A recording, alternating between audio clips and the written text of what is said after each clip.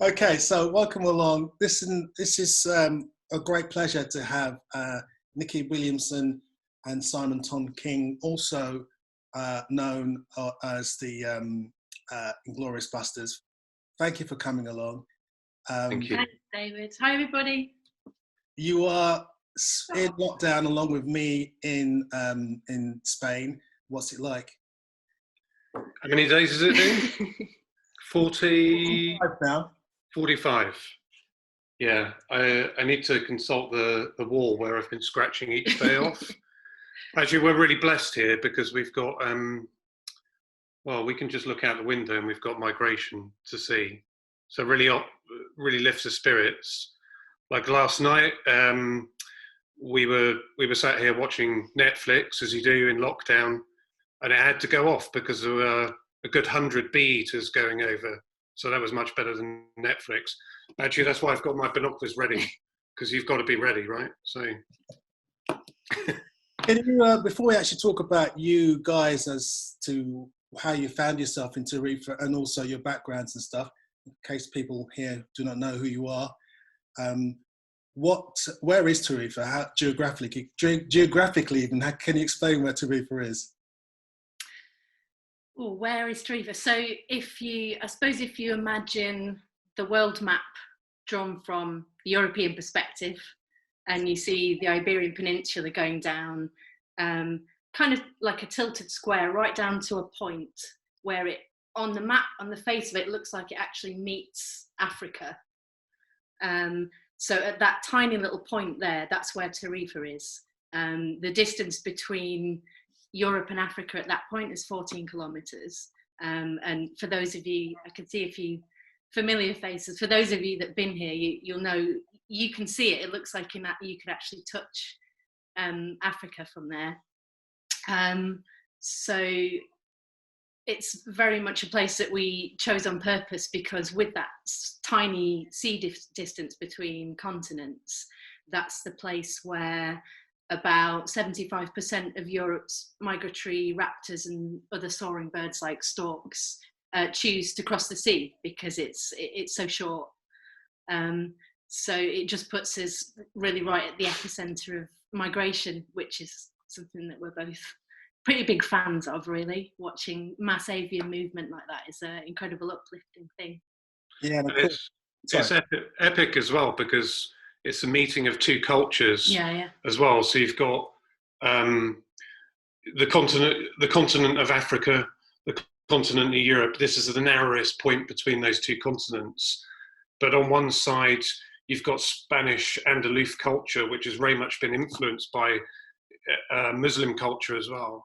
And you've got this melting pot of people, which it means that it really does feel like the center of the world sometimes. So, you know, we're obviously British people who've moved here, expats that live in southern Spain, but we're alongside many other different people from Europe, people from Africa, people from Morocco, as well as Spanish people. And I think, you know, the birds are crossing at this point, but the cultures are crossing and blending and mixing into this beautiful thing at the same time. And that's what's great about this part of the world. That's what I really like about it too. Yes, it's fantastic because I'm actually the next region on from you, above you in Extremadura, and I've actually come down and witnessed the migration myself, and I tell you what, it's absolutely stunning. I mean, we'll talk about it later, but it was mind-boggling to see so many thousands of birds of prey as well as storks and other birds just drifting overhead, heading north. It was incredible. But let's wind back a bit because we need to know how you found yourself in Tarifa and how you two found yourself, full stop. So starting with you, Niki, what's your potted history? When did you kind of get interested in natural history? When did you actually realise that you fancied looking at birds? Well, I suppose always nature, because I was lucky enough. I think our generation is like one of the last where they would just kind of kick you out in the morning and say, go out and find something to play with and we'll see you later. I was lucky enough to live in the countryside in West Yorkshire, so childhood spent messing about in streams and woodlands and stuff. that's when you make your connection, right? When you're a child. So dabbled in some other stuff. I was in science for a while, but eventually started volunteering for the RSPB. And I think the joy that I felt the first time I correctly identified a chaffinch, like, it was completely life-changing.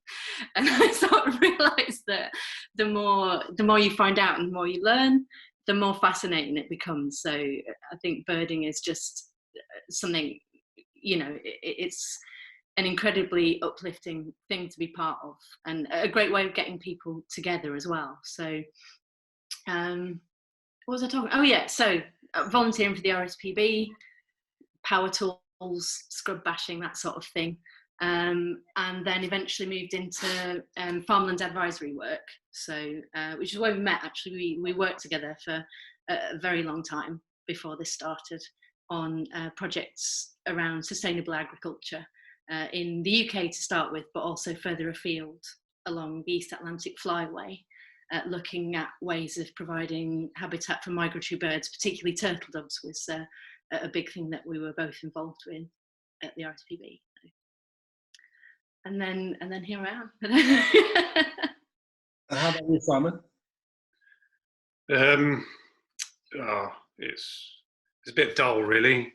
So well, as you know, I grew up in Plymouth, and my birding haunts weren't these idyllic streams and countryside that you had, but yeah, it was much harder where I was. You know. Yeah. And they were sewage outfalls, rubbish tips, and there was a really good fish factory, actually. They used to pump out fish scales and all sorts of fish waste. And I used to really like the smell of these places. This is how weird I am. Nobody's left yet. That's good. So I used to just go birding around those, looking at gulls mostly, walking across rubbish tips in, you know, the coolest trainers I had, and really getting hacked off when they got bin juice on them, essentially. So that's what I did when I was younger. And then I guess I fulfilled a boyhood dream working for the RSPB, and I worked on a variety of different things, but mostly farmland bird conservation, which took me into not just the UK, but also into Europe. So I worked on salad products and things like that in Spain, trying to make it better for the environment, but also more importantly, in some ways, to roll that all together and make that better for a whole range of farm wildlife, as well as supporting the environment. So it wasn't just about clean water, it was also about providing things for insects and seeds for birds and that kind of stuff. So, and that's kind of where we kind of got here, really, wasn't it? So, yeah. And tell us about the first time you two met properly, you know, in terms of, suddenly realising, I want to hang out with you. I want to hang out with you. Or not? I can't remember, can you? No. Has that happened? Who decided to hang out? I mean, what the hell? Certainly wasn't at a rubbish tip, David. I thought that was an ideal first date location, the rubbish tip. The sewage outfall's the second date location. Yeah. No, we didn't go to any sewage outfalls. That was later. No, he keeps promising me, but you know, maybe one day. Yeah. When this is all over. I walked into the office that you were working in and said your work on lapwings was rubbish, didn't I? Yeah, that's pretty much it. Yeah. I mean, that's a summary of it. Yeah. And now we're hanging out, so that's cool. Yeah. Moving on, I first met you, Simon, maybe 9 years ago in Essex? Yeah. In a field? Yeah, that's right. Yeah. Yeah, not at a sewage outfall. Yeah, in a field. That was actually a farmer I was working with at the time, trying to help corn buntings and turtle doves. And you kindly came along and gave a guided walk around the farm. I remember that walk very well because I actually injured my ankle playing football the day before, so I was actually hobbling, if you remember. Yeah, I remember. I remember, I tried to take you down a couple of times. But, yeah. And Niki, I met you actually, was it not in Israel, of all places? It was in Israel, yeah. Which leads me on to why have you called yourselves the Inglorious Bustards? Because, what I'd love about you guys is the fact that you're not conformists, because the problem with this world that we live in, i.e. the natural history world, the birding world, a lot of it's, for me personally, and I'm probably getting a lot of enemies now, but I find it really boring in terms of a lot of people are very straight and conservative. And you guys, I remember meeting you, because basically, guys, I met them together in Israel. We were competing in a competition which is known as the Champions of the Flyway, whereby international teams get together under weird names and they spend a 24-hour period radiating out from Eilat in the south into the Negev Desert to try and see as many species as possible in 24 hours. And I remember meeting you guys, I think you were sunbathing at the time, and everyone else was watching around. And no, I'm sure we were just looking up. Raptor watching, I think you'll find. Looking up. Everyone was going mental, and myself included, rushing around trying to find as many birds as possible. And I bump into you guys relaxing, lying down and sunbathing. I was thinking, these guys have got it right. You didn't actually realise that the thing had started. Is that right? You've forgotten the start time of the competition, if I remember rightly. There was some sort of because obviously the start time's at midnight, because it's this 24-hour period, and I think we just got the wrong midnight. So, I was raring to go. Yeah. But I think that was we were just we did find out in time that we'd got the wrong midnight, just through the sudden upsurge in frenzied activity of everybody else. But yeah, I think it was a very, obviously it's a great event, it's a superb event. It keeps evolving, we keep watching it, and each year there's more steps to do with less flying, less driving, all this kind of thing. But at the time, obviously it was it's a bird race and you have to get as many as you can. But I remember we'd gone to see the Bustard at dawn, Queens at dawn, and there was however many people lined up waiting to see it display, and people saw it and started to drift away, and we were just like, oh, this is amazing. I'd rather just kind of stay. So I think we were there quite long after everybody else had gone, weren't we, just watching them, because and then by then it was too late, so we thought, well, let's take it easy. I remember we met Yoav, who was good friends of the Inglorious Bustards, and he met us at a beach, and we were sea watching from there, and we were taking it cool. We thought, as long as we're not going to make absolute fools of ourselves, we've raised some money, we've taken part, and that's the important thing. We weren't out to win or anything like that. We just wanted to raise some money for a very good cause. And we met Yoav, and so we said, as long as it's respectable, Yoav, what do you think we should be on if it's respectable? And I can't remember the figure he said, but I remember we were well shy of that. It was terrible. And then we just blitzed it for God knows how long, but for the last few hours of daylight, we just went, oh my God, we really need to do something about this. So our friend Pete Alfrey was with us as well on the team, and it was kind of manic birding at that point, just to save a little crumb of dignity. Whether we did that or not, I'm not sure, but we did raise lots of money. Mid-table respectability, I think. Yeah. Upper mid-table. No, it wasn't upper.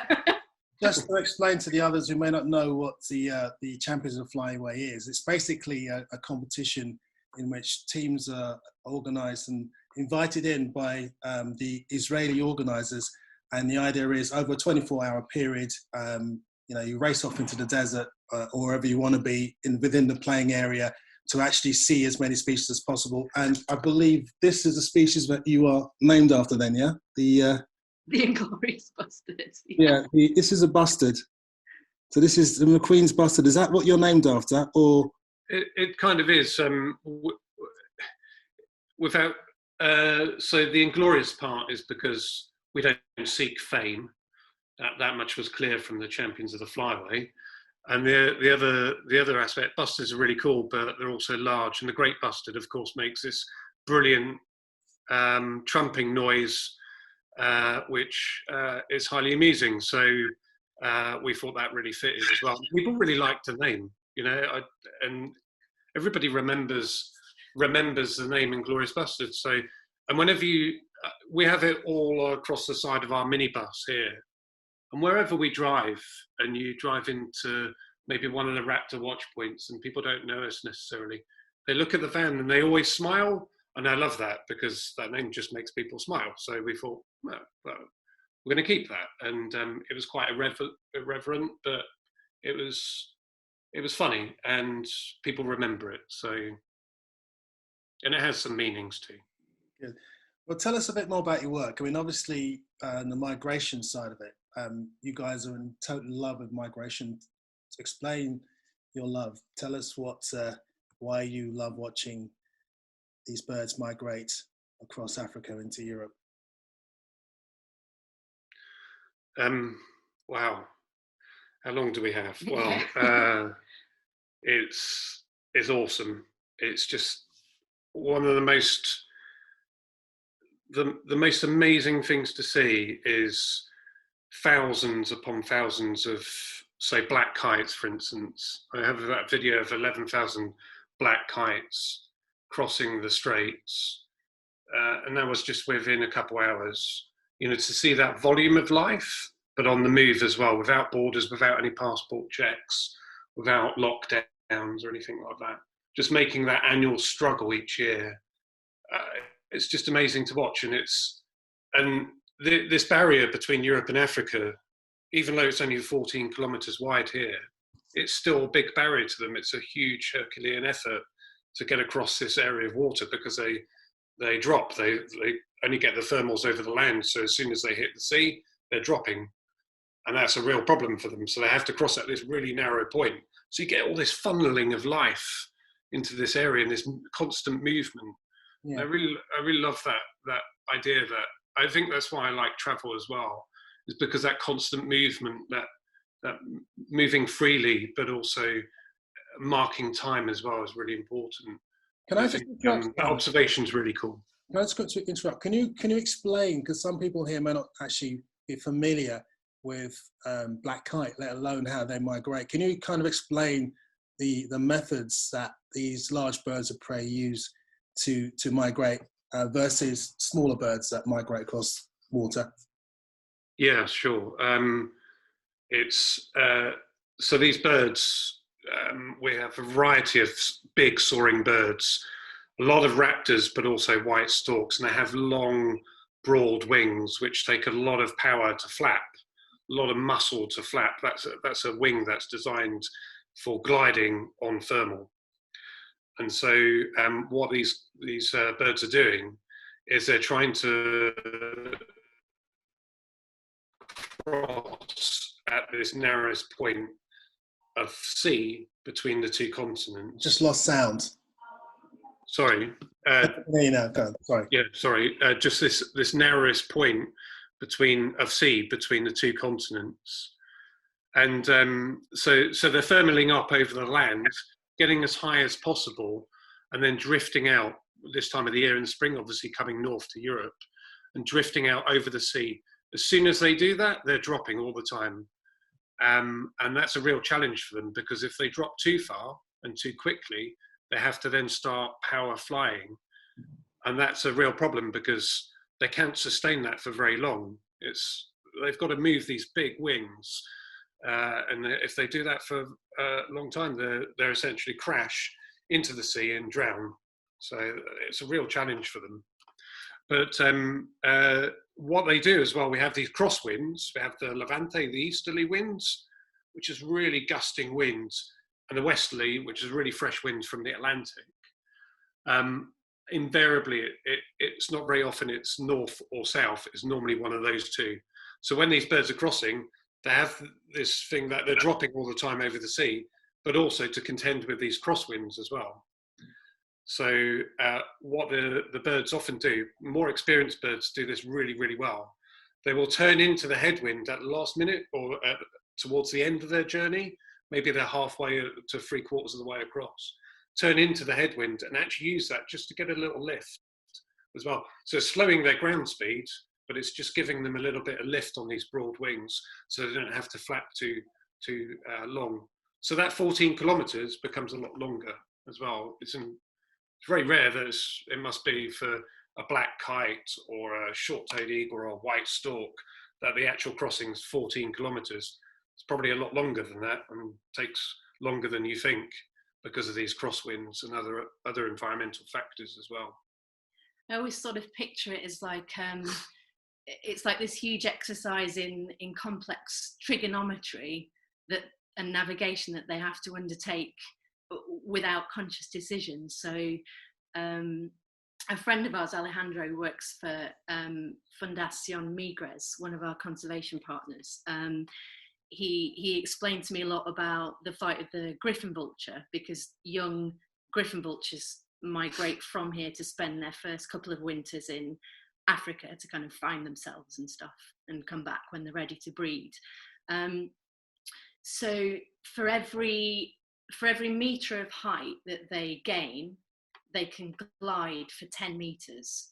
So if you imagine the hills around here are about 400 metres, give or take, you know, the coastal hills. And on a good day, on a good still day, they can gain about another 1,000 metres of height. And the distance they have to cover is 14 kilometres. So by a complete fluke, that's a perfect equation. If they can soar up to 1,400 metres, then they can glide all the way across without expending any energy whatsoever. But then, as Simon says, if you put any kind of fluctuation into the crosswinds or the temperature of the day that reduces the height they can gain, then at some point they're going to have to start beating those huge wings, which are, you know, 2 meters plus across. And that's, you know, I can only imagine how quickly they must get tired. And we do see them ditch, particularly Griffon vultures, we do see them ditch into the sea, really sort of demonstrating how deadly that tiny stretch of sea can be if you get it wrong. I think I'd always be interested to know more about comparative mortality between spring and autumn, because autumn obviously you have a lot more immature birds who never made the crossing before and don't have any experience. We've seen, you know, things like booted eagles, kind of adolescent booted eagles just kind of flinging themselves out there to have a go and having to turn back as they realise they've just chosen terrible weather or something like that. But I always get the sense in spring that there's a much bigger sense of urgency, and we see birds attempting the crossing in really terrible weather, I guess because the pressure to get back to the breeding grounds and find the optimum nesting site and start a family is so strong that they take much bigger risks. Black kites actually being a really good example of that. They're just badass, really. They're just crossing anything. Yeah. Do you remember we saw a group coming across the Straits, and we thought they might have been shearwaters because it was so windy, and they were black kites. It was amazing. I mean, how did they do that? It's just bonkers. Some of these birds, the drive to get back to the breeding grounds is so strong and find a girlfriend. You know, it's really strong. So maybe the drive's more in spring for that reason. Where are these birds heading to?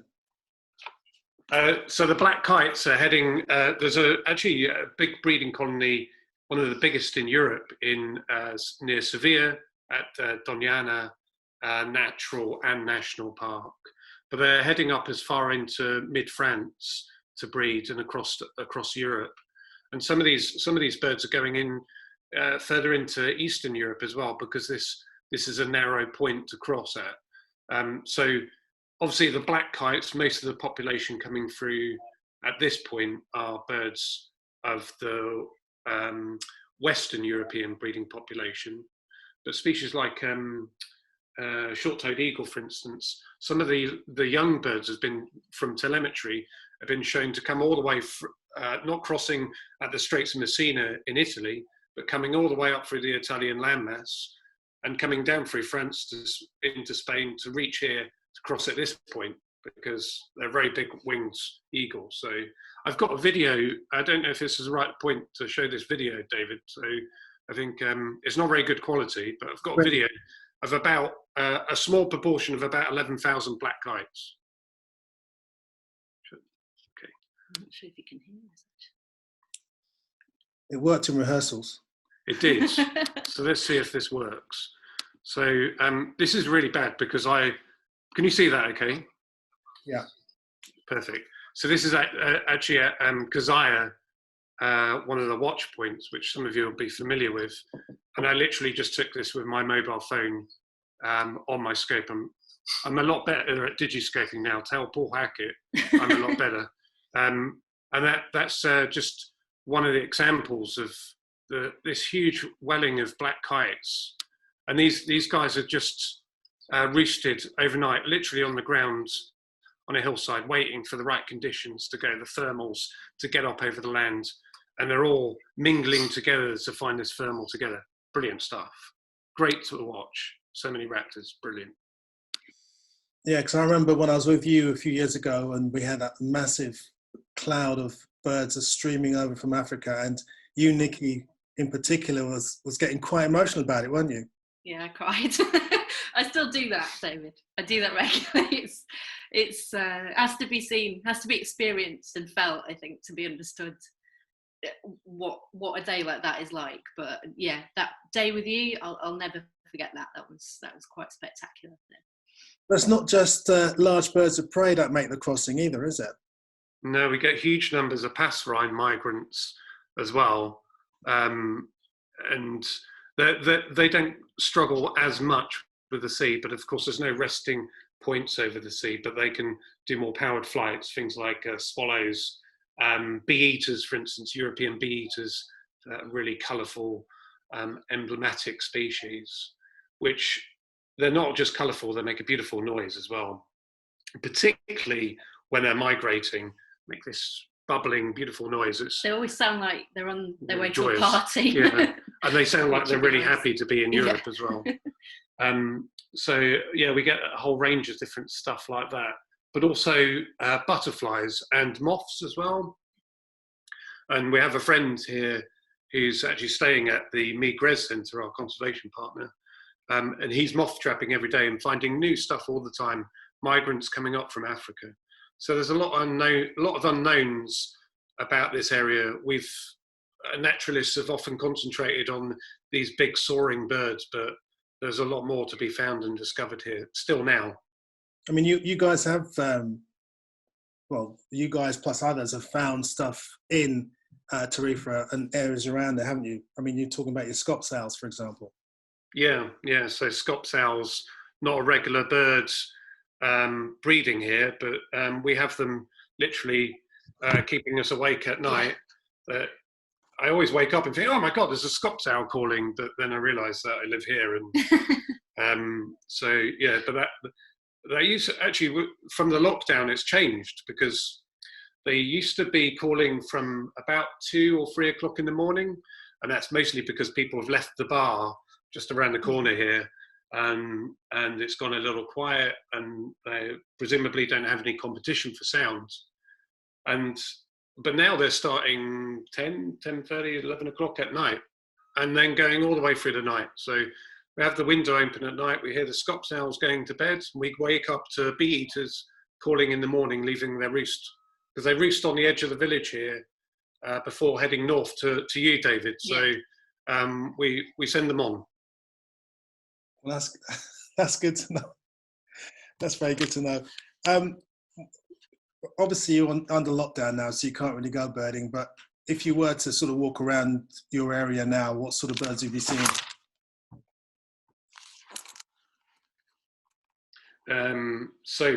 We'd see... What's your list? You've got a good window list. Well, my window list is 46 species, but that's only a little insight into the world here. So we're expecting the first honey buzzards now. They're coming. People have seen them along the coast. More honey buzzards, short-toed eagles, booted eagles. There are Griffon vultures coming back for the first time after spending their first 2 years in Africa. And more and more bee-eaters, swifts. Swifts are coming big time now. Pallid swifts arrive a little bit earlier here, but the common swifts are coming through now as well. Yeah. and they're on the way to the guys in the UK, so we'll send them on as well. So. Yeah. It's the kind of place I can see Tim's giving it. Yay. They're coming, we promise. It's the kind of place where anything could really turn up, you know, because so many things cross here. And of course, the smaller passerines, a lot of them cross at night. You know, maybe wind up here, the sun comes up, they're tired, so they'll maybe hang around, you know, try and feed up a little bit before they carry on. So the warblers as well, lots of we're lucky enough to have a dog, which means in Spain that we're currently some of the few people that are allowed to actually go out of the house for a few minutes every day. And around our village, you know, we heard nightingales going through, a few have stayed, we can hear melodious warblers.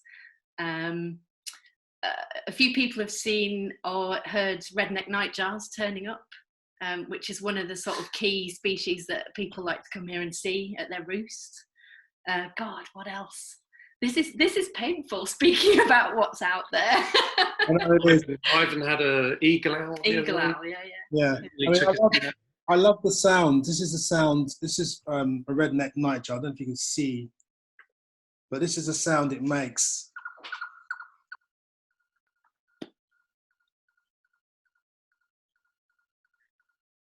I love that sound. Yeah. Anyway, before we actually move on, does anyone in the audience, if that's the right word to use, the noun, the collective noun for Zoomers, any Zoomer out there have a question for the Inglorious Bustards in relation to migration? No? Remember, show your signs because I can't see you, so you have to sort of, you know, wave if you've got a question. All right, okay. Well, let's move on then.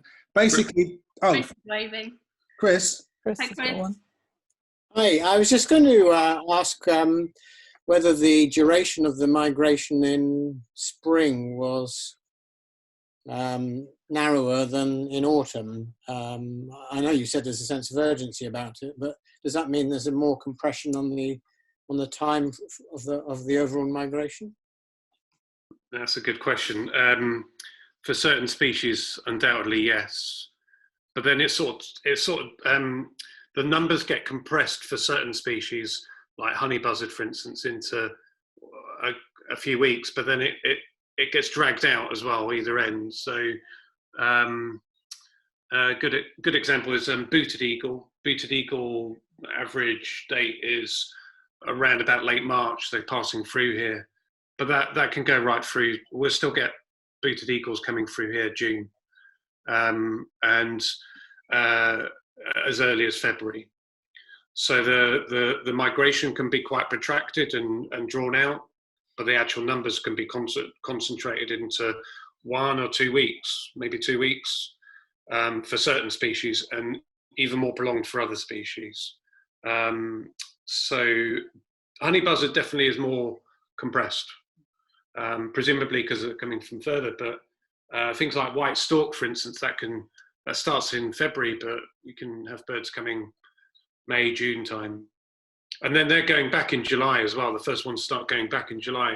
So just to give you a sense of how long the migration season is here, our spring migration starts in February and then goes through to June.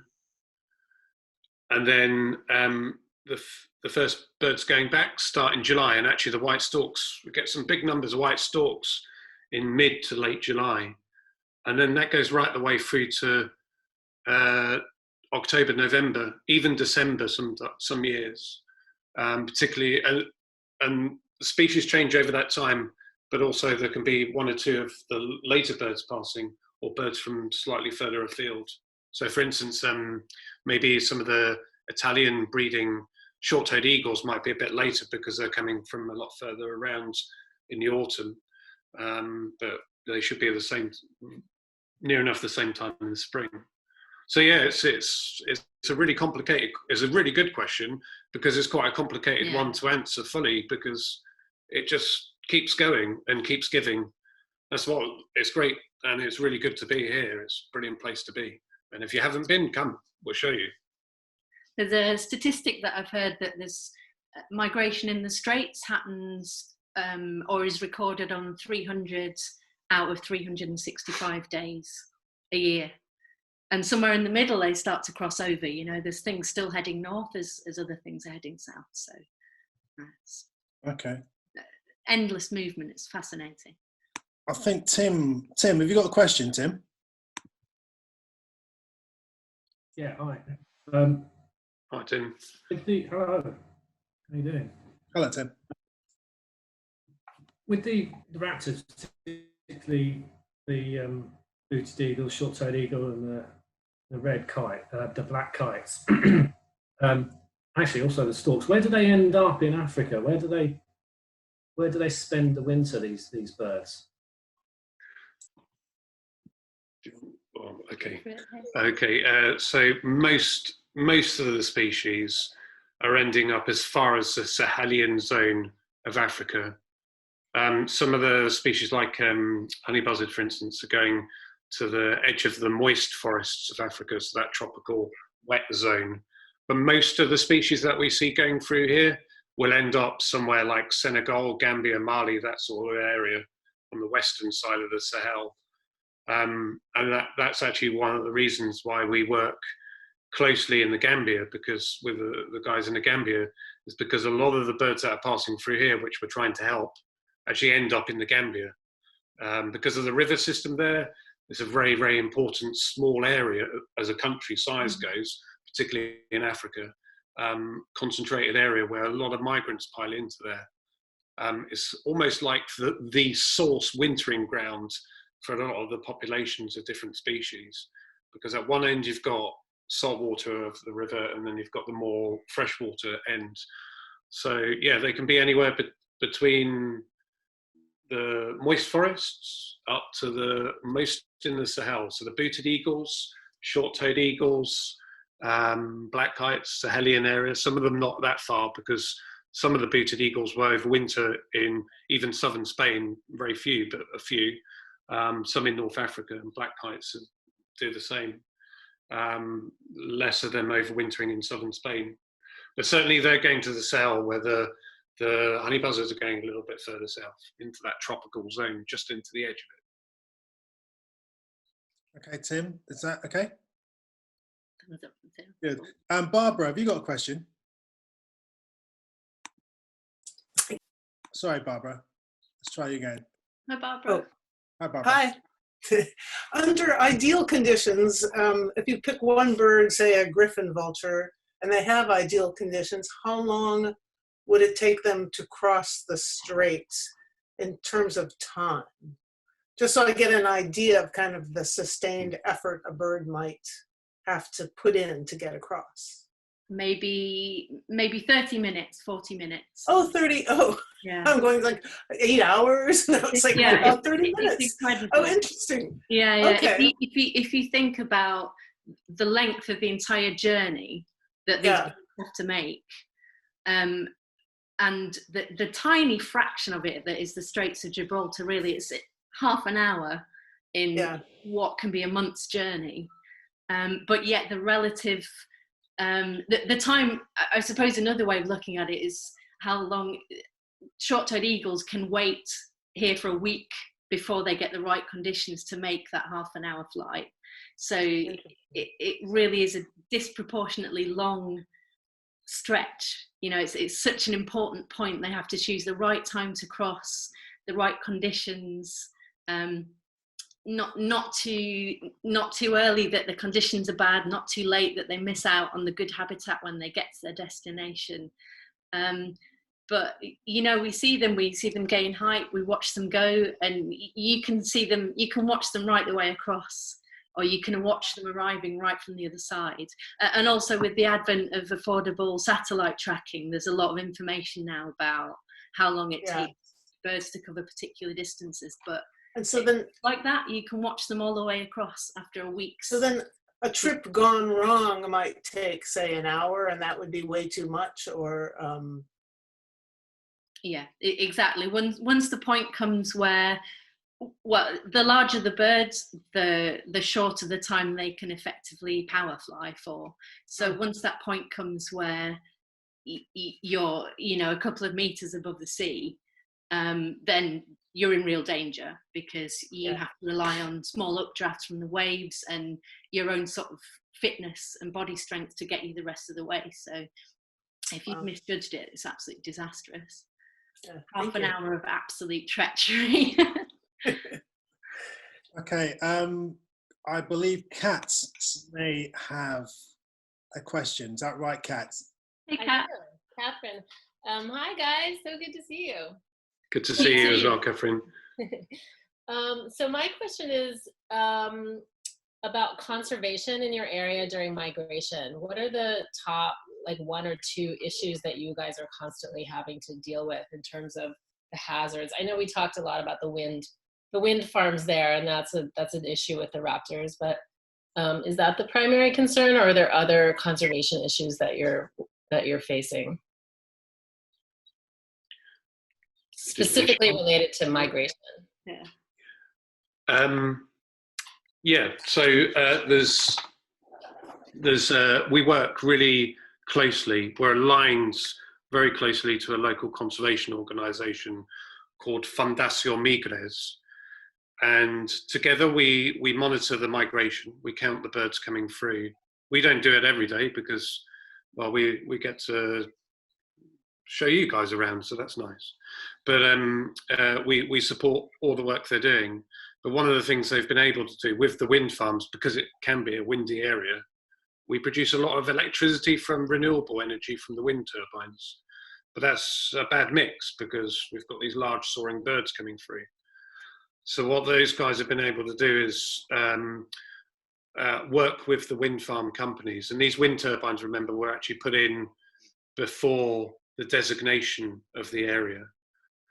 So they came up with a solution where they trained ornithologists working for the wind farm companies and worked on this solution themselves together with them to actually switch the wind turbines off when there was passage of birds and when it met certain parameters. And in doing that, it's greatly reduced the collisions. But of course, there are other risks as well. When you put up a lot of electricity infrastructure, you need overhead cables. And I think we often look at the wind turbines thinking they're the worst thing, but actually there's less you can do in some ways about the cables. So we've put insulators on those cables and identified the worst ones where we've put bird strike markers on. That's helped, but those are challenges for them. But I think one of the biggest challenges really is land use change and how we're farming the area and how different market forces mean that some of the natural park might be chipped into, not by the natural park actually coming under management of agriculture, but some of the effects of different type of agriculture on the border in the natural park. And remember, here we struggle with water in lots of areas in Spain, but here actually we don't struggle that much with it because we do get this moist wind from the Mediterranean, which dumps a lot of dew in the hills and forms a really unique flora. But also we have rivers and water and good rainy seasons as well. But the problem is if we're extracting all that water, taking it out of these important staging wetlands, because at this narrowest point, lots of wetland birds pass through as well, including white storks, but other things too. If we're fragmented that habitat and changing it, it's really bad, and that you don't have any feeding or staging areas for those birds. But also then that agriculture could be pulling water out of the natural system that supports a whole ecosystem within the natural park. We've seen that in Doñana particularly, which is not that far from here. It's about, 2.5 hours from here. And Doñana is has been seen as one of the jewels of Spain in terms of its natural heritage. And it's both a national and a natural park area. But all the agriculture on the outside of it is killing Doñana. It's killed it. It's nowhere near what it used to be. And it's really sad. Sad for people who have jobs in ecotourism there, local hoteliers who survive on the basis of selling nature, but also that people can support and protect nature within that natural park, but it's being destroyed and people are not able to see it, but more importantly, the birds aren't able to rest up over there. So I think agriculture is a key driver. And then hunting as well. And hunting is, I think that's probably the least impact, but certainly for things like turtle dove, if the turtle dove numbers are crashed all across Europe, particularly in the UK, and all of your turtle doves, by the way, from the UK, they pass through here, more or less anyway. Nearly all of them will pass through here. And if they're struggling for food in the UK and struggling for food on their wintering grounds and on the passage as well, on the migration routes, and also being shot, these are all big, this all amounts to little bits of a bigger problem. So these are all, the problems are never one thing, that's the problem. They're always multivariate. And that's really hard to get people mobilized around doing something to change something, because there are lots of little things that need doing. And some of them are bigger than others, but they all add up and they all make this one big problem. And turtle dove's a really good example of that. So the thing is, I mean, you guys have set up a company, a tour company, which is called the Inglorious Bustards, and you are award-winning ecotourism company. Can you talk about ecotourism? What does that mean to the layperson? Well, I think Kat's question actually really sort of highlighted some of the reasons, some of the things that we think about, that we thought about, and that we still think about when we came into being as the Inglorious Bustards. As we mentioned before, we were working in sustainable agriculture projects with the RSPB, which was inspired by trying to make UK agriculture more wildlife friendly. But as we got more involved with turtle dove work and started to look into helping it all across the flyway, this whole sort of bigger picture kind of evolves out of that, of the fact that, as Simon said, you can't address things in one place and not in others. So I think having experienced that through trying to set up nature-friendly farming across the flyway, essentially, the UK, France, Portugal, Spain, and down into the Morocco, down into the Gambia. When we decided to take the move into ecotourism, we wanted to build it around the same philosophy, so that by focusing the trips that we host and the wildlife that we show people around the East Atlantic flyway, and working closely with conservation partners in each of our destinations, the idea is to kind of set up almost stepping stones of habitat, so that you could feasibly imagine that the turtle dove or the black kite or the bird that you saw in spring in Tarifa, you could follow that all the way down to the Gambia and see stepping stones of habitat that you yourself had enabled local conservationists to create. So I think for us, ecotourism is still really poorly defined, actually, in terms of what you have to do to call yourself an ecotourism company. But I think for us, it always came from the first thing you should do is eliminate any negative impacts at all that you yourself have by being there and having travelled there. And once you've achieved that kind of neutral standpoint, then that's a platform from which you can really start to improve things for the wildlife that you're travelling to see. And I think for us, that was always really where we wanted to come from with it. So we sort of basically self-imposed like a set of regulations,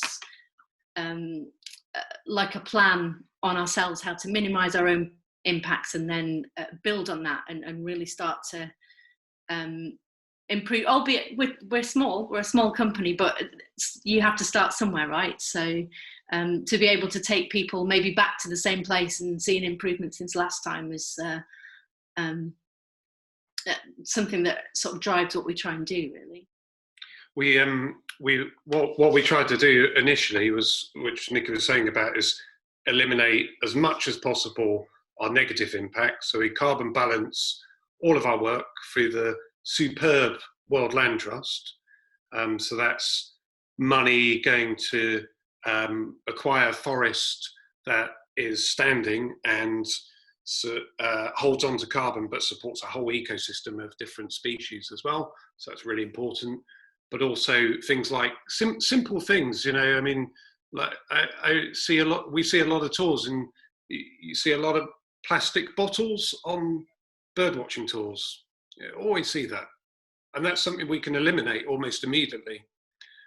So we eliminated it. Once we started down this mindset of just thinking about each of the impacts that we had, we could eliminate quite a lot of those things like single-use plastic. Okay, we can't eliminate the carbon, but we can balance that carbon and do some good out of the negative impact, and other things like that. So balancing some and taking away the others, but then also on top of that, then going further out and basically building from this platform actual real measurable conservation. So not something that we just go, here's some money, but something that links to here across the flyway.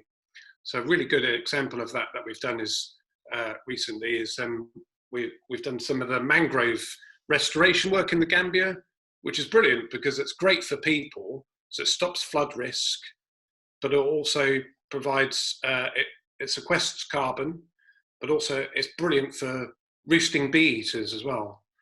So the bee eaters I see passing through here, I think maybe they were roosting in that mangrove forest. That'd be really cool. And it's kind of like this mindset of just thinking about, I suppose, you know, this term act local, think global. Well, actually, we're doing kind of both. We're thinking local here, but we're acting globally about how we can put all these pieces together to help migrant birds. And the dent is very small. We realise that we're a very small business, but it's demonstrating the art of the possible. It's demonstrating what you can do. And just imagine if all birders' travel was carbon balanced, for instance. All those twitches, you know, that I went on, I think, God, I should have carbon balanced those, you know, and that would be a really simple thing to do to make a huge positive change for wildlife, and just a simple measure. So we kind of want to be not perfect. We want to get there eventually, but that's not probably possible. But what we want to do is work with others and come up with new ideas as well. And hey, we quite like a bit of plagiarism, so we want people to copy us, but we'll probably copy them as well. So that's fair enough. You won an award not too long ago, did you not? We did, yeah. We won an award from Terra Incognita as one of the top sustainable wildlife tour companies, both in 2018 and 2019. So wow, that's good. I don't have a cup. I should have a cup. Any questions, anyone, about ecotourism?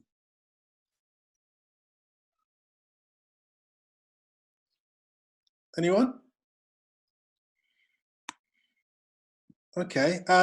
Tim's got a question, yeah. Tim? There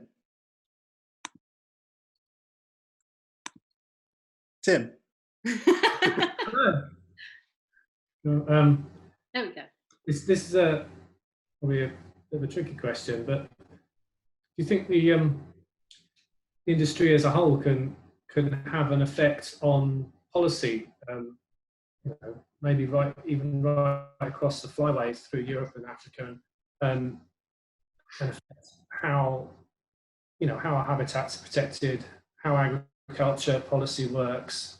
I know that recently there's an example where tour companies were put under pressure, really, because of the whaling in Iceland, and companies like some of the big tour companies said, well, why are you going to Iceland if they're you know, they're continuing to whale? And sort of a letter was sent to the government, and it seems like that might have had some effect. Do you think there are ways that the industry, the tourist industry, that sort of ecotourism and the sort of nature watching industry as a whole can have an effect like that. And that's my question. Tourism as a whole globally is a $7 trillion annual industry. 7 trillion. I actually had to Google exactly what a trillion is because I lost count of all the noughts. And they currently think that what's loosely lumped together as ecotourism, which is its loosest definition is traveling to see nature, accounts for about 20% of that. So if you can imagine what $1.5 trillion worth of voice could do, then I would say that the answer is definitely yes. But I think that it's an industry for me that needs better definition, and for people to ask more of it as well, to be better informed about where they're going, about everything from the sweeping implications of international agriculture right down to the choice of accommodation provider that your tour agency has made. So the answer is yes, but I think there's a way to go before that happens. At the moment, what I see is that it's very, very important for people to travel to the places, to show local communities the importance of their habitat, and to give it an economic value in places that are where that's needed, whether that be the Gambia or areas of high unemployment in Andalusia. If people can see that there's a value and it's not just a luxury thing for us outsiders to come and look at, then, and that's how local change happens. And I feel like it's a thing where, like fair trade, a grassroots movement to make the local change first would influence upwards. And that's where the pressure comes from, really, is people travelling to see birds, but in doing that, contributing to conservation, whether that's through awareness or political pressure or active conservation on the ground. And there are lots of companies doing that work as well. Maybe doing bits of that as well, or so there's a huge range between those doing nothing to very little, to somewhere in the middle, to larger companies like Nature Trek taking a really good approach around carbon balancing and things like that. But there are things we all need to do as an industry to improve, and that could be, I think, given the volumes involved, the money involved, and the things like accommodation,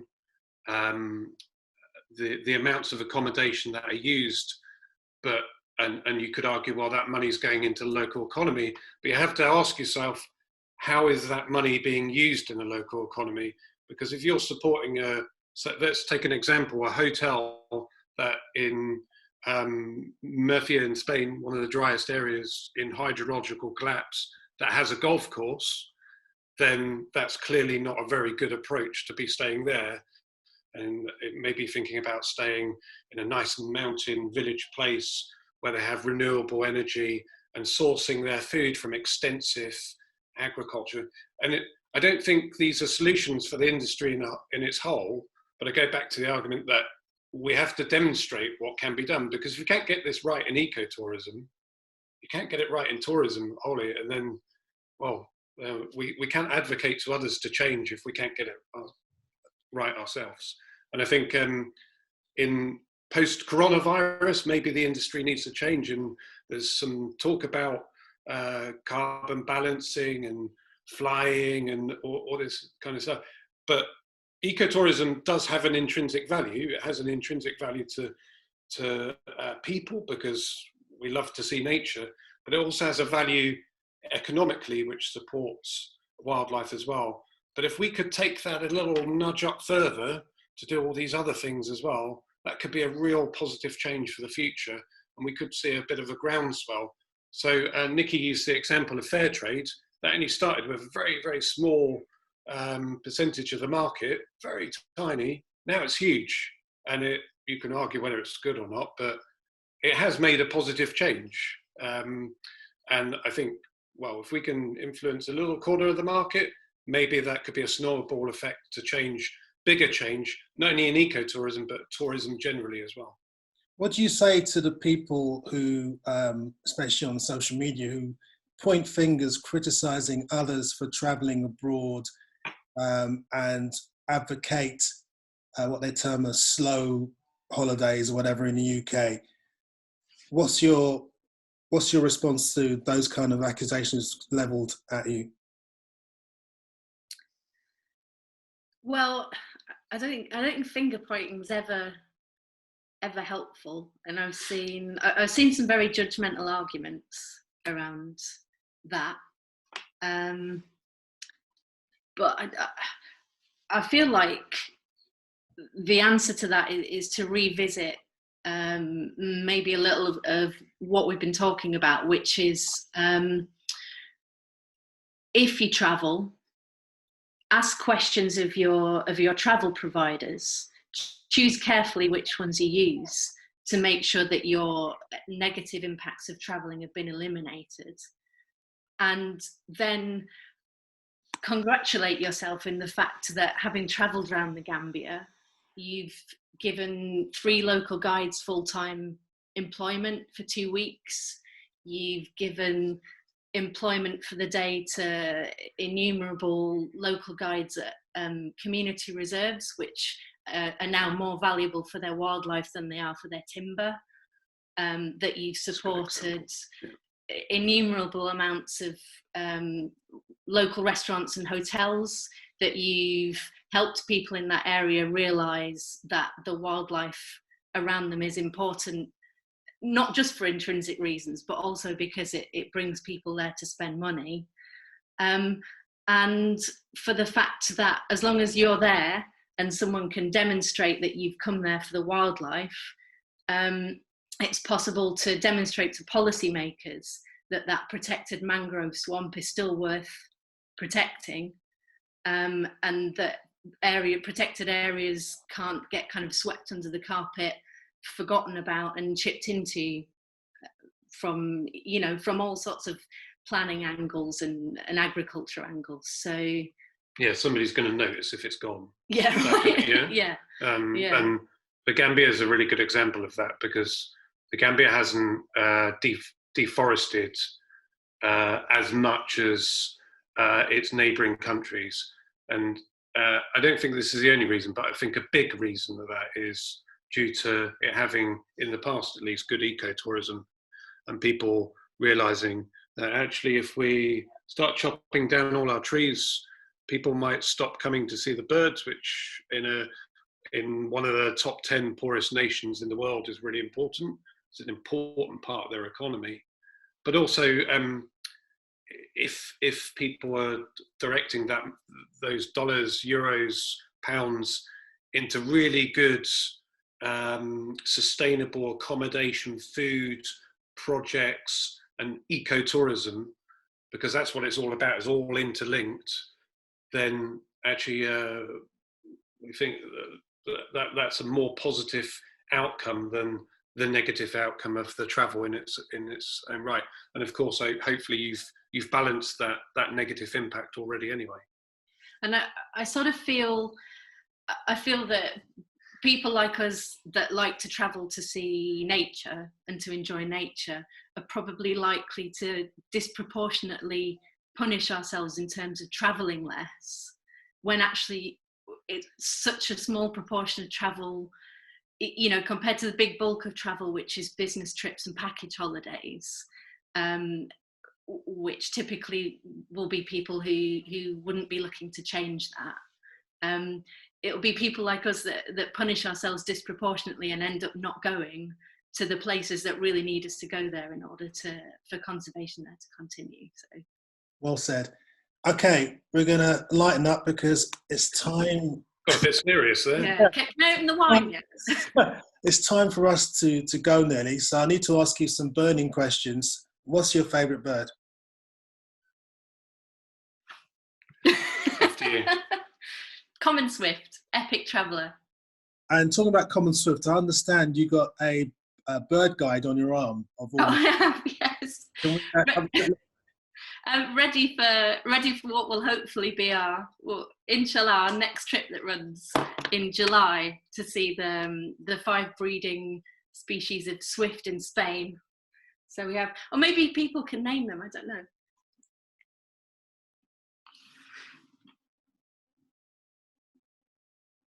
Answer for the postcard, please.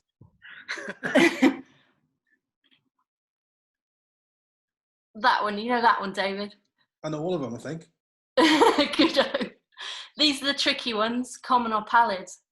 You'd have to come and see. And the little swift there. Look at that guy, cute. Superb. And Simon?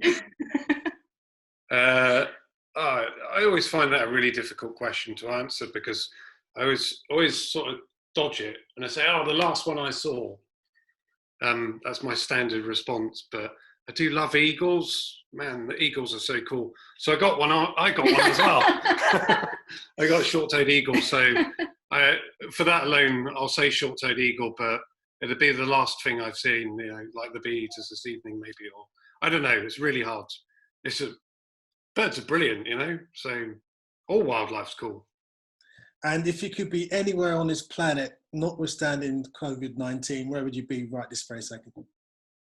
Just out there, probably. Yeah, literally out there. So, yeah, we don't have to go very far.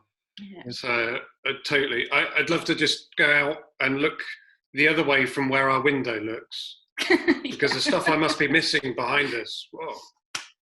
Okay, well, listen, before we say goodbye, I just want to tell everyone, say to everyone, thank you very much for attending this. Well, you two as well, but certainly everyone else for attending this In Conservation With episode. Coming up on Saturday, we have a guy called Paul Hackett, who is one of the world's experts on digiscoping, which is taking your camera and putting it on a telescope, or phone scoping, which I used to call phonography, but corrected, so it's phone scoping.